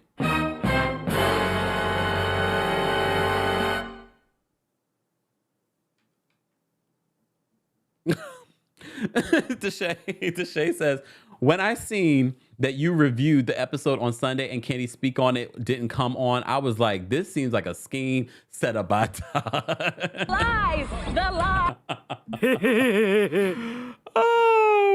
Okay, Jess. Jess says, Chris is a liar and hooked on something. Why was it not addressed that she pushed Jamie? That part too. So you remember when they were still in, was it Columbia, right? Where they had their last fight and Jamie's trying to get into the van and Chris is just like, get away from me. I came in here to get away from you. And then she pushes Jamie. And they just sort of like breeze over that. But some of you have said 90 Day always breezes over DV. Okay. All right, TikTok, keep tapping your screens. Those of you that are watching on Twitch, Twitter, be sure to like us. And if you're watching on YouTube, be sure to like us there. Let's get to 900 likes.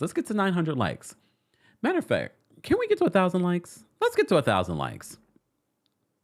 All right, let's get to 1,000 likes. I'll drop the call link for the general audience. But if you're a member of the channel, I'm going to drop the call link for you right now on the community tab. All right, I've been talking this entire time. I love doing Tuesday Takeover because I feel like we cover so much. And shout out to our King's Guards. I will be posting the timestamps later on today so you guys can, go to the topic that you want to go to. But I feel like you can watch it from beginning to end. Just have it playing on in the background, just saying. Sidebar. In other news, I'm going to talk about Captain Lee from Below Deck. We normally talk about Below Deck. I'm not getting into Below Deck sailing. I just couldn't. I tried. I can't. So once maybe Below Deck Med starts, that's when I will bring back Below Deck to our Tuesday Takeover. But we always talk about Below Deck here. So I want to talk about that in just a second. Let me just drop this call-in link for the callers first. Hold on. All right. Okay. And I hope you guys had a fantastic Memorial Day. I did. I actually had a break. I didn't put out anything yesterday. Okay. So, Royal Court members, I'm dropping the call-in link for you.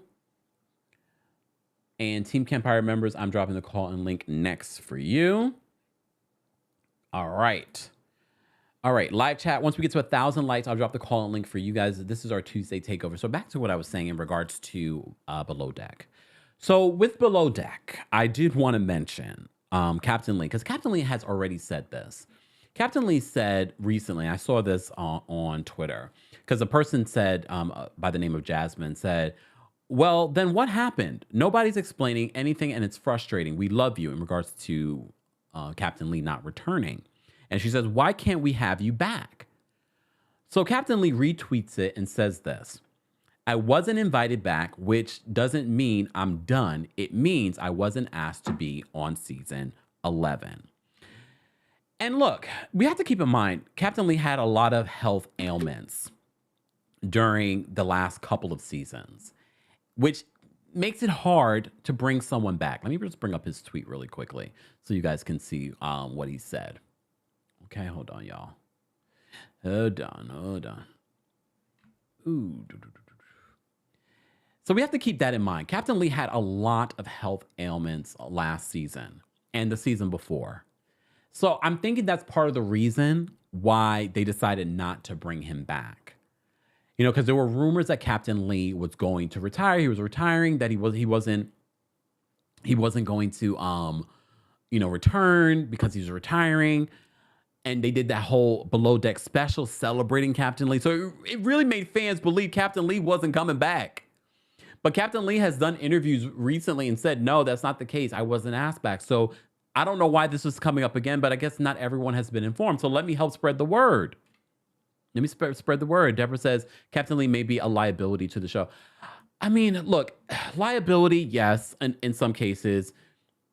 We have to think about the financial part of this as well. You know, if we give you a contract, but you're not able to complete the contract, then we have to hire someone else. So it might be some of that. But Captain Lee says, I wasn't invited back, which doesn't mean I'm done. It means I wasn't asked to be on season 11. So maybe he's working on getting himself in the right health space, and maybe they'll ask him back. And maybe if the ratings don't hit next season with the new captain, maybe he will be back, but maybe we'll love this new captain. But we saw this new captain. Oh my goodness, what was he on? Was it Below Deck Adventure? He's okay. He's no Captain Lee. Captain Lee and Captain Sandy are Below Deck stars. All the other captains are okay, but Captain Lee and Captain Sandy, even Captain Sandy, who I just got familiar with from this past season of Below Deck, well, I was like, I get why she's been on for a long time. I get why. But Captain Lee is not ready to retire. And he wants to let you guys know, I'm not retiring. Yes, thank you so much, Nina. I couldn't remember his name, Captain Carey. He's taking over for this season, okay? Until you guys are like, oh, Captain Carey's okay. He was okay on Below Deck Adventure. He wasn't great. He wasn't great. TikTok, Mindy says, cannot stand Captain Sandy. But here's the thing. Just because you can't stand someone, some people love to hate to watch someone. So I can see why people don't like Captain Sandy, but I also think she's good TV. I do think she's good TV. I will miss Captain Lee this season. I am going to give Captain Carey a shot. I didn't think he was terrible on Below Deck Adventure. I didn't love the show overall, Below Deck Adventure. However, we'll see. We'll see. Hey, Miss Brooklyn Diamond. Miss Brooklyn Diamond says, oh, hold on. She says Below Deck Adventure did not take. She also said that Jason and Glenn are cool too. Deborah says, I like Captain Lee. I don't like Captain Carey. I mean, I'm willing to give him a shot. I don't think he was a terrible captain, but we shall see. We shall see. All right, let's get into some callers. We already have a long line of people, guys. If you're a member of the channel, I've posted the call link on the community tab to become a member. Shout out to all of you that have becoming members this month. We appreciate your monthly support. It helps content creators like myself to create and to talk about certain topics that we normally get censored or they won't put ads on those particular videos. So your monthly support does help. So shout out to those of you that send in super chats, Venmos, Cash Apps, PayPals, any way that you support, even by liking the video, sharing the video, telling your friends, family about what we do here. So we're able to get to more than 250,000. We're almost at 300,000 subscribers here. Shout out to all of you that watch and follow on TikTok as well. We're over 310,000 subscribers and followers there. So thank you, thank you, thank you, thank you. Mama Tax says, when I fill out a job, she says, when I fill out a job application, I say I need personal time whenever Kempire goes live. Haven't been hired yet. You guys can sneak me in, depending on the job. You can sneak me in, or you can be a part of our replay crew. Or as Danielle said the other day, we're going to put this on some merch, later on crew. Okay, if you're part of the later on crew. All right. Okay.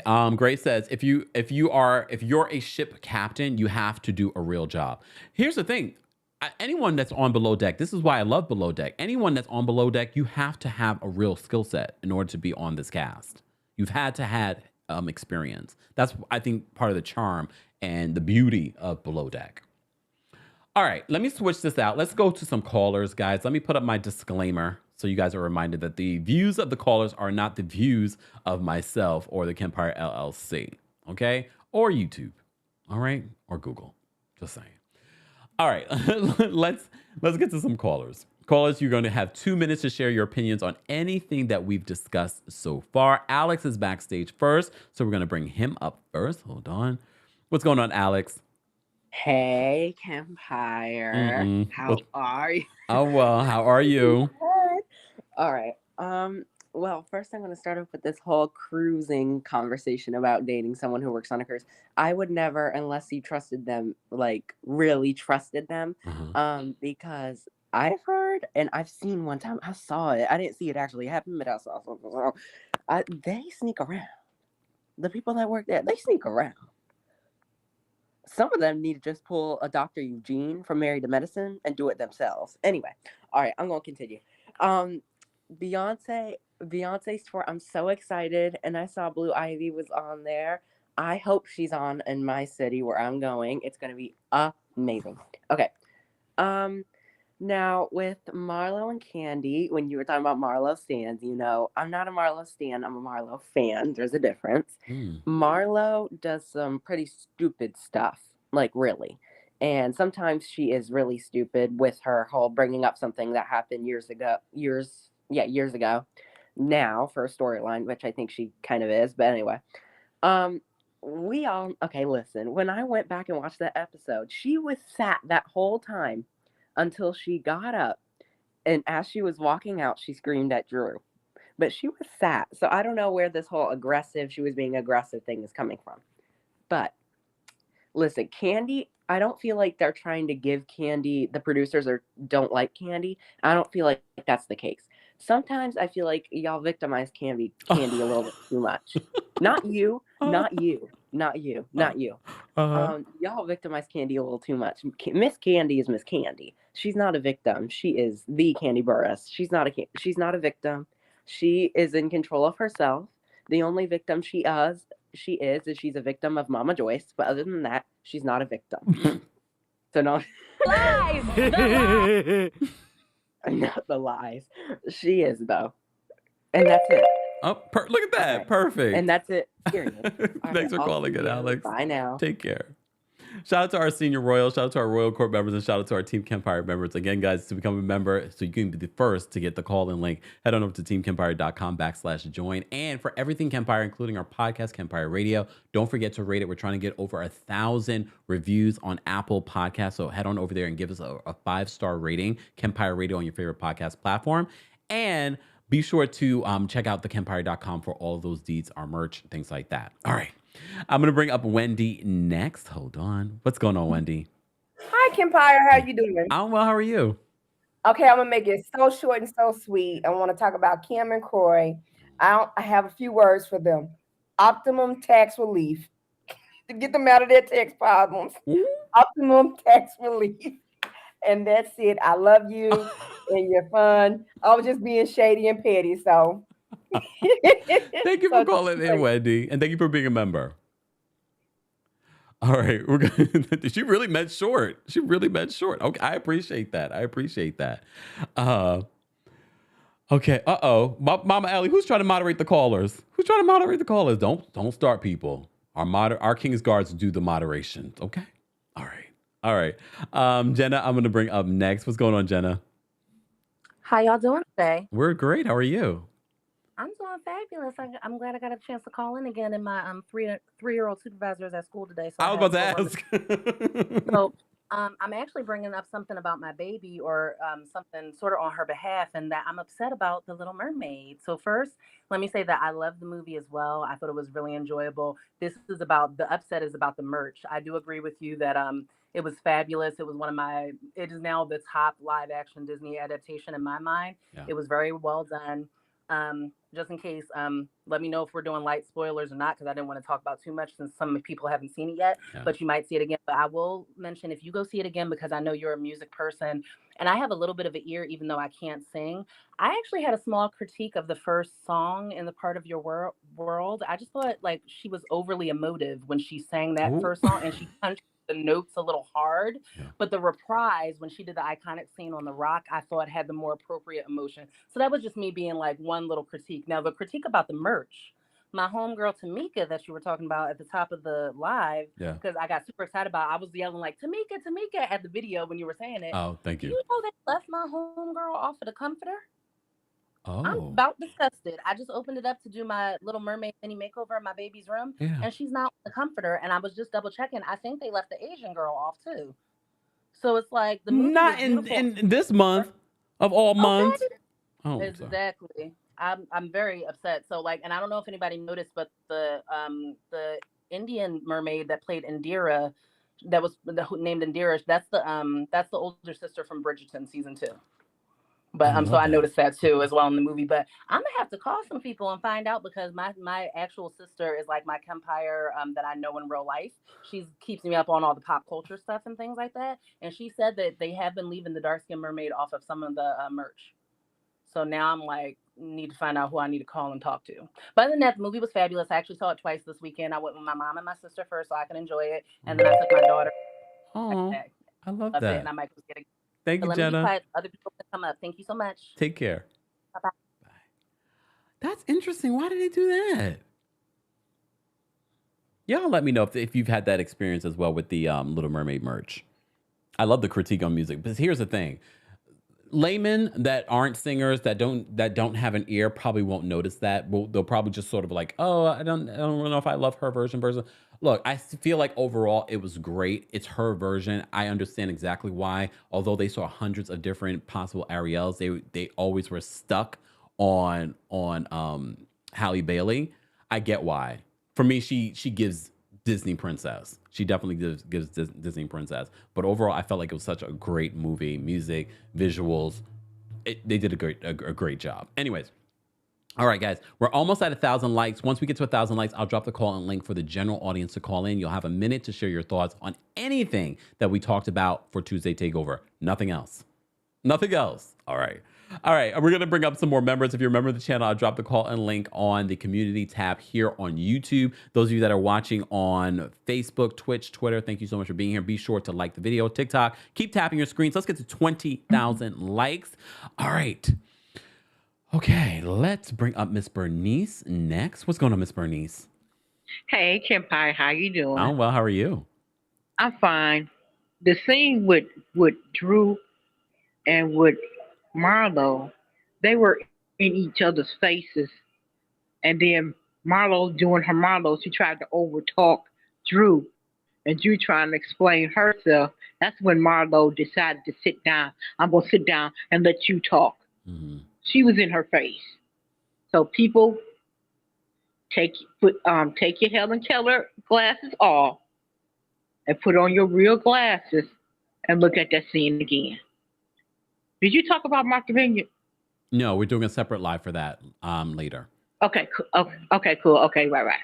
But other than that, and her using her nephew's death to re-traumatize her family to get back at Kandi, people, something's wrong with that. And people not pointing that out. Come on now. Yeah. Really? Yeah. Yeah, that's really sick. That's really sick. And self-serving. And Courtney, yes, exactly. I'm not understanding that, why people not pointing that out and saying, like, come on now, that's your your sister's son. So even the family member who was in the scene with her and said, well, my family don't like Kandi, she looked so uncomfortable that she really, you could see it in her face and in her eyes. I don't want to go down this road. But Marlo's pushing that agenda. And Marlo probably helps take care of her family members. Exactly.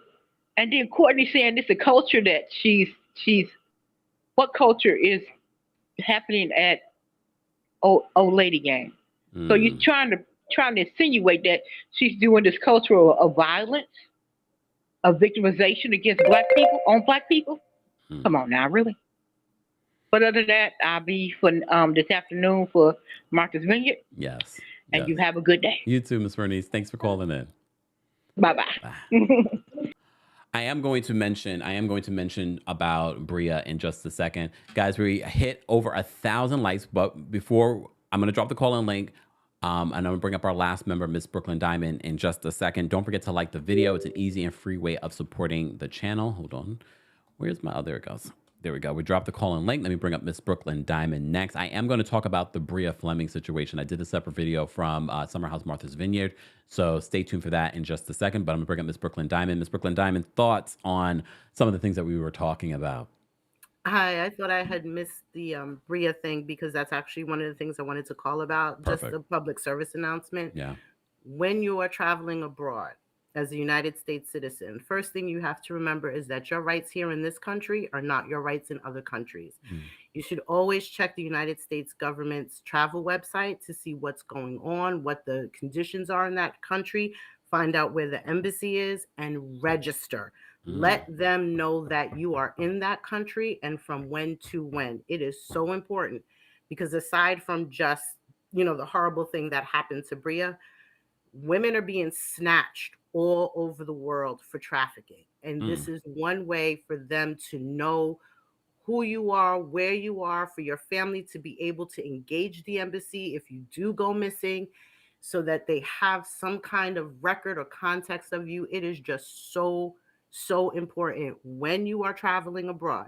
please check those sites out, register, do all of that. It's for your own. It's for your own safety. Definitely.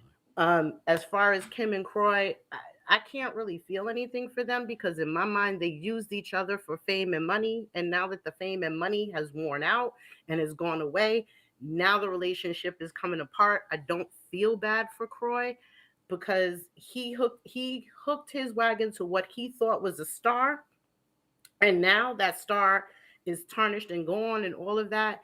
And her show was canceled, all of this, and now here's the mess. You thought you were something, but you weren't. And she doesn't need to go back on ATL. She has no connection to anybody up there. She's not friends with anybody up there. Really, Kim should put her on Ultimate Girls Trip, throw her a little coin, and tell her find a job. That's all I have to say about that. Bye. Bye. Oh my gosh. All right. Shout out to Ms. Brooklyn Diamond. All that advice. I do want to talk about that before we start taking some more callers. I have dropped the call-in link for the general audience for you guys to call in and share your thoughts on anything that we covered. I did do a separate video on Sunday evening talking about Bria Fleming. So Bria Fleming, you may recall, hold on, let me just bring a picture of Bria up so you know who I'm talking about. Hold on.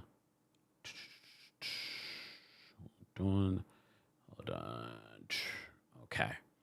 So this is Bria Fleming. Today at 4 p.m. Eastern, we will be recapping the latest episode of Summer House Martha's Vineyard. She's one of the stars from that show.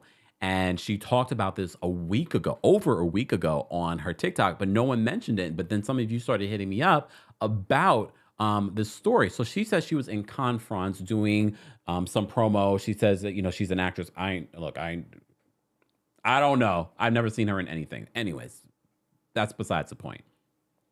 But she said she was doing some work over there promoting, and people had sponsored her to go there. She was there with her sister, her younger sister, and her boyfriend, Simon, who we will meet next week on Summer House. Well, she says that a woman accused her and her sister of robbing her, this woman, we don't know who this is, of robbing her in Zara.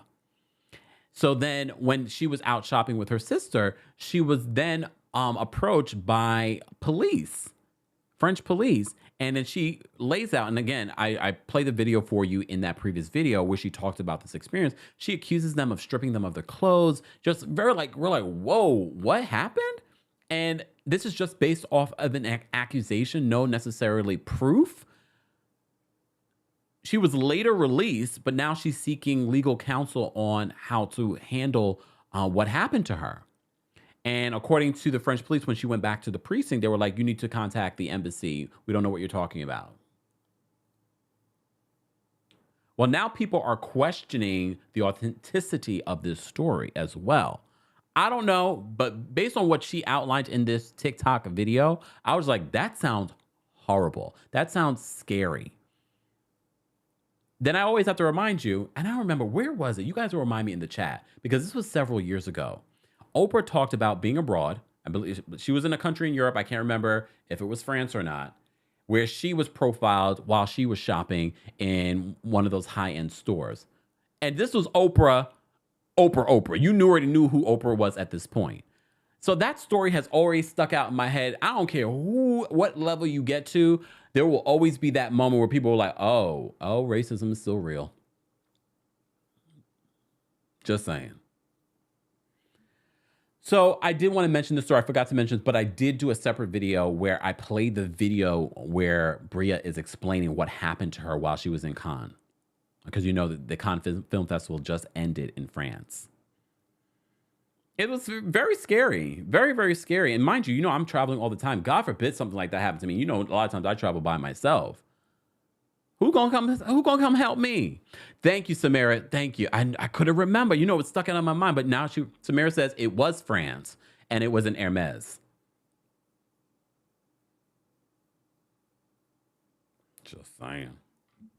So if it can happen to Oprah, and this is the point, Oprah was very famous. Just saying. Anyways, I'm sorry. I'm really sorry that happened to anyone.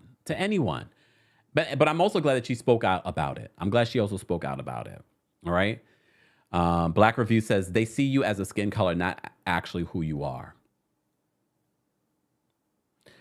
All right. All right. Thank you guys so much for liking the video. We're going to take these last couple of callers, and then I need to go rewatch. It'll be my third time watching Summer House, Martha's Vineyard. How are you guys feeling about this new season? Are you enjoying it? A lot of you feel really engaged in this show. This is a new spinoff, and I'm liking it. But I have some critiques.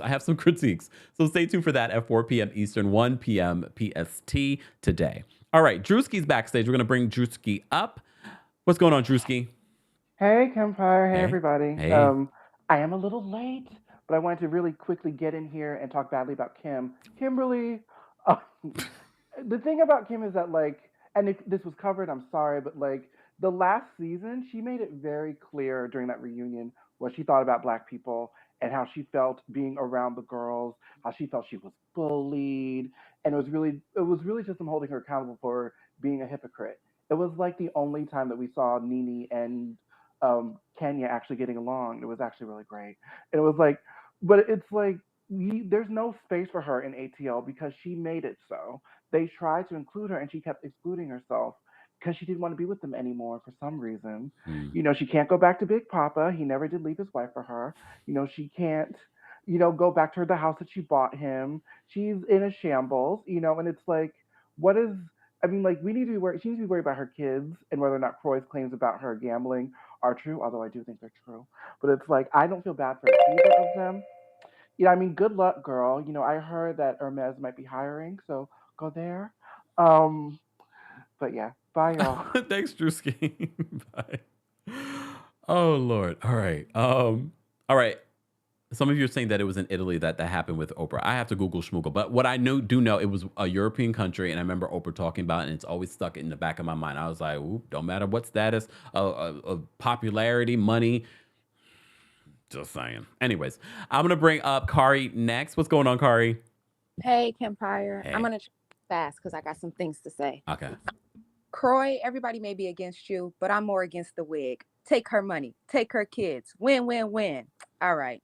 Now, there's a problem with King and calling these aggressive men aggressive just because they Black. But it's okay for Marlo to try to exploit multiple shootings within the Black community so she can keep that molded secondhand peach. Why does she think that a predominantly Black audience wants to have this type of trauma in their reality TV program when they can walk off their front porch and get it in live and in color? Who cares if she started off seated? She jumped in Drew's face off of a sad delusion that the people in her head told her to say out loud. How are y'all defending that? She had absolutely no excuse to get that aggressive with Drew just because Drew wouldn't be her puppet. Not everybody wants your hand up they butt, Marlo. All right, and then the last thing, Bria, someone lied on you and manipulated a situation for their benefit.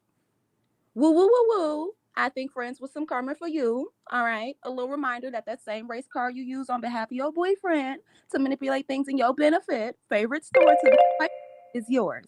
Thank you. Thanks, Kari. All right. Let me switch this out, guys. You're just joining us. This is our Tuesday takeover. It's where we talk about a variety of reality TV news, but also pop culture news. We created it. Originally, we had it as TLC takeover, where we talked about a variety of 90 Day Fiancé and TLC shows, but it's expanded because there's just so much to cover that we just never have enough time to talk about it. And shout out to, thank you, Miss Brooklyn Diamond, and a lot of you, thank you for Googling schmoogling. Look, I'm live. I can't do all the things. She's Miss Brooklyn Diamond says, I just Googled, it was Switzerland. Okay, so I've heard some things, though. Look, I've heard some things, recent things, but anyways. But thank you for Googling, schmoogling that. So apparently that story about Oprah that I was talking about happened in Switzerland. It's sad. It's sad regardless. Like, come on. All right. Let me just switch this. Hold on, y'all. Let me take this down. So there were a couple of stories that I did not get to, but look, we'll get to them at another time. They just dropped another trailer promoting Real Housewives of Orange County, and it was all about Tamara's return. I'm looking forward to Real Housewives of Orange County. I wasn't desperate for it to come back, but now that it's coming back, I'm here for it. And we will be recapping it, so stay tuned. This week, we have a few things that we're going to be covering. Don't forget, 4 p.m. Eastern, we have our Summer House, Martha's Vineyard recap. Then, of course, tomorrow's the Real Housewives of New Jersey recap. Stay tuned for that. We still also have part 2 of our young, famous, and African recap. And I'm glad I did it in parts because, we got to talk about Ndile Rosette and Subutu. I'll get back on that later this week. And of course, we have our Vanderpump Rules Part 2 of the reunion. Stay tuned. We're going to get into all that. Thank you all for being here. I will see you all in the next live recap. Live recap 4 p.m. I need to go rewatch Summer House Martha's Vineyard. I will see you guys then. All right? I will see you guys later. Let me play some music on our way out. I got a new song.